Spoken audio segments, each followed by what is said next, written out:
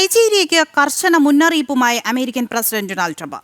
ക്രൈസ്തവരെ കൊലപ്പെടുത്തുന്ന ഇസ്ലാമിക ഭീകരരെ പിന്തുണയ്ക്കുന്നത് തുടർന്നാൽ സൈനിക നടപടിയെന്നും അന്ത്യശാസനം. ഇസ്ലാമിക ഭീകരരെ പൂർണ്ണമായും തുടച്ചു നീക്കുമെന്നും നൈജീരിയയ്ക്ക് നൽകുന്ന മാനുഷിക സഹായങ്ങൾ നിർത്തലാക്കുമെന്നും സമൂഹമാധ്യമത്തിൽ കുറിച്ചു. ക്രൈസ്തവരെ ഇസ്ലാമിക ഭീകരർ വൻതോതിൽ കൊലപ്പെടുത്തുന്നത് അവസാനിപ്പിക്കാൻ നടപടി വേണമെന്ന് നേരത്തെ ട്രംപ് നൈജീരിയക്ക് മുന്നറിയിപ്പ് നൽകിയിരുന്നു. വിവരങ്ങളുമായി ഐസൻ ജോസ് തുടരുന്നുണ്ട്. ഐസൻ, വിശദാംശങ്ങൾ. ഇത് സംബന്ധിച്ച് ഇന്നലെയാണ് ട്രംപിന്റെ ഭാഗത്തു നിന്ന് കർശനമായ നിർദ്ദേശങ്ങളെല്ലാം തന്നെ ഉണ്ടാകുന്നത്. ഈ നീക്കത്തിന് പിന്നാലെയാണ് തുടർ നടപടികളുടെ ഭാഗമായി ഈ മുന്നറിയിപ്പും ട്രംപ് നൽകിയിരിക്കുന്നത് എന്നാണ് മനസ്സിലാക്കാൻ സാധിക്കുന്നത്.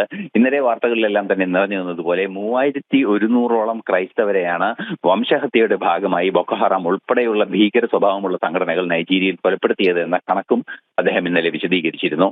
ഇതിന് പിന്നാലെയാണ് ഇപ്പോൾ ഈ നീക്കം ഉണ്ടായിരിക്കുന്നത്.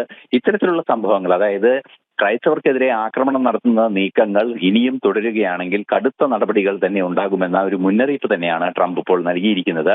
ഈ മുന്നറിയിപ്പിൽ പറയുന്നത് സൈനിക നടപടി തന്നെ ഉണ്ടാകുമെന്നും അതിന് നിർദ്ദേശം നൽകിയതായും ഇന്ന് അറിയിക്കുന്നുണ്ട്. ഇന്നലെ അദ്ദേഹം വളരെ കൃത്യമായി അറിയിച്ചത് പാർലമെന്റിന്റെ ഒരു സമിതിയെ ഇക്കാര്യത്തിന് നിർദ്ദേശിച്ചതായും അല്ലെങ്കിൽ നിയോഗിച്ചതായും അറിയിച്ചിരുന്നു. എന്നാൽ ഇന്ന് വൈകിട്ടോടെ, ഇന്ന് പുലർച്ചെയോടെ വരുന്ന വിവരങ്ങൾ അനുസരിച്ച് സൈനിക നടപടിയുടെ സാധ്യത തന്നെയാണ് അദ്ദേഹം വളരെ കൃത്യമായി സൂചിപ്പിക്കുകയും ചെയ്യുന്നത്.